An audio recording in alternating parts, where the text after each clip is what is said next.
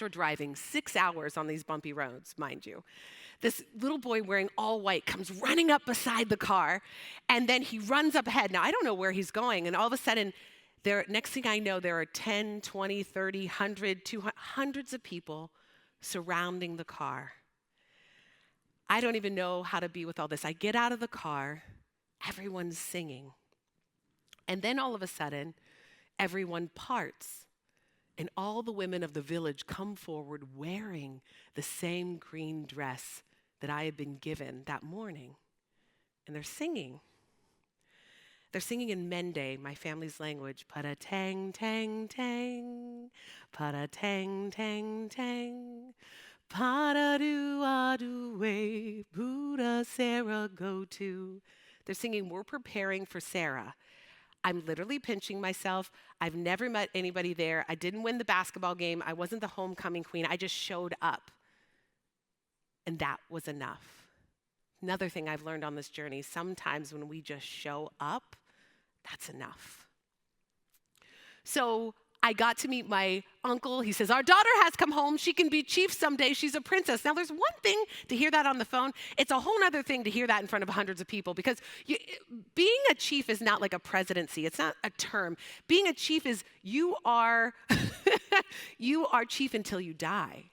So you can be chief your whole life. So it was pretty special. I got to meet my sister Jenaba, my brother Hindobe, all of these family members.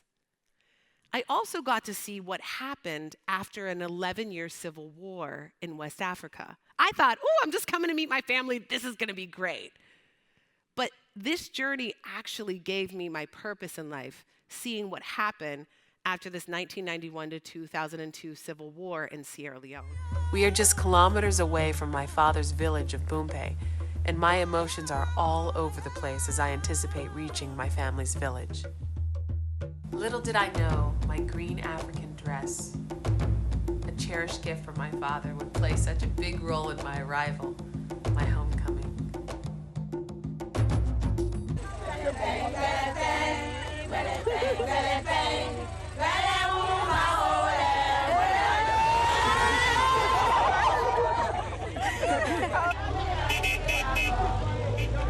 A celebration of traditional dance and song went on into the night. Speeches were made by the chief and elders of the tribe stating that I could be their chief someday. It was amazing, overwhelming really.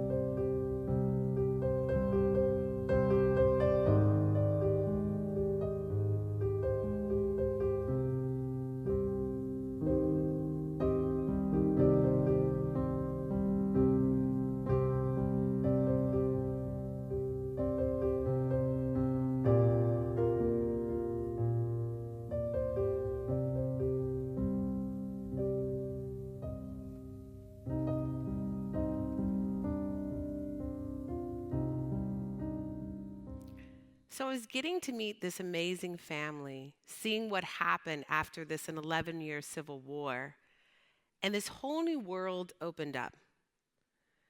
And one of the things that this quote from Brené Brown really resonates with me, vulnerability is not winning or losing. It's having the courage to show up when you can't control the outcome.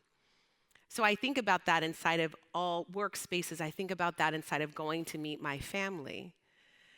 So as I was in Sierra Leone, I started to learn what happened after this war. I started to learn about what my family had gone through while I was living in America. And I could have sat there and I first started to feel really guilty. Well, I had this great life in America, and they were going through a war, and I started to get really down and somewhat depressed. And then I started to think about it, and I talked to a good friend of mine, and my friend said, listen, being depressed about this and what you had and what maybe they didn't have during a war, that's not going to make a difference. What are you going to do now? What actions are you going to take, Sarah? And so we started a nonprofit, and we started to rebuild after this war. And we started to do all these wonderful things, and we actually came to the table with my family. So I took my parents who adopted me, Jim and Judy Culberson, to Sierra Leone. So my family from West Virginia to West Africa, West Side, right? I had everybody coming together. It was so amazing, West Virginia to West Africa, and we all got to sit together, and we all came with our assumptions about one another. You know how you come with your assumptions? And my assumptions are right most of the time, right? Aren't your assumptions always right? So I came to the table with my assumptions, and my family did too, but we all came together and started to listen to one another, because I don't really think assumptions are so horrible. I think they can only get in the way when we don't actually question them, right? So we all came together in Sierra Leone, and we started to bring our assumptions to the table, and we also started to listen and learn. One of the most amazing things I've learned on this journey is the power of listening and the importance of being heard. Because when I first went to Sierra Leone, my father said, I said, can I bring something for your students? Because I had been working with kids. I said, can I bring t-shirts? He said, we need desks. We've been through a war, and most of the kids in our classrooms are sitting on the floor. I said, okay, I'm sorry. My American mind doesn't really know this, and that's what I had to learn. This was a whole new culture that I was walking into. I didn't know everyone's experience, so I really had to sit there and listen. And the other thing I had to do is having compassion. It's not always easy to have compassion for something that we don't understand at all. I had no idea what it was like to walk in my family's shoes in Sierra Leone. But that's another thing I learned along this journey, the power of bringing our assumptions to the table, really listening to one another, and having compassion, which shows up in every area of life. If we do this in our workspace, with our colleagues, with our families, it's incredible what starts to show up. The other thing I learned is actually recreating and reiterating back to someone what they said. Do you know sometimes how we talk to just say something next and not really listen? The other thing I learned is when we sat down, we didn't just sit down with the leaders of the community, because my family runs the community. So if we just all sat down together, we would get the same results. Well, this is what we need to do, blah, blah, blah. But the moment we sat down with the women, with the children, with the kids in the community, with the amputees in the community who had lost their arms and legs, when we sat down with everyone and had these diverse voices at the table, all of a sudden we started to learn what was needed in the community. We started to learn, this elderly woman said, Sarah, can I have the rest of your water? I had a water bottle this big with this much water left. Now, we had dug 9 wells that had served 12,000 people with clean drinking water with the Rotary Foundation, but that wasn't enough. And we only knew that because we listened to the community. The other thing that was hard in the journey, but we got uncomfortable. What I've learned, when we want to make anything happen and change happen, it is uncomfortable, right? It isn't always easy to do. But we actually were okay. We had to learn to be okay being uncomfortable in a whole new world, because that's when things really shift and change.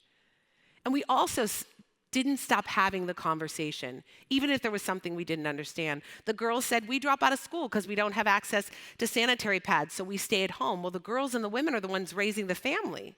So when we listened to the girls, we said, we need to make sure the girls stay in school. So what we learned is the only way that we could actually make change together was to really listen to one another and make sure different diverse voices were at the table and make sure everyone was heard. Now, we still have to make a decision and figure out what's next, but the power of listening and hearing everyone is so powerful. But one of the things that I've learned on this journey is that we have to kind of learn who we are to even go through and have these different conversations. We have to educate ourselves. I had to educate myself on a whole new culture that was completely new to me. And then I was like, do we have to have all these tough conversations? Can we just do what we want to do?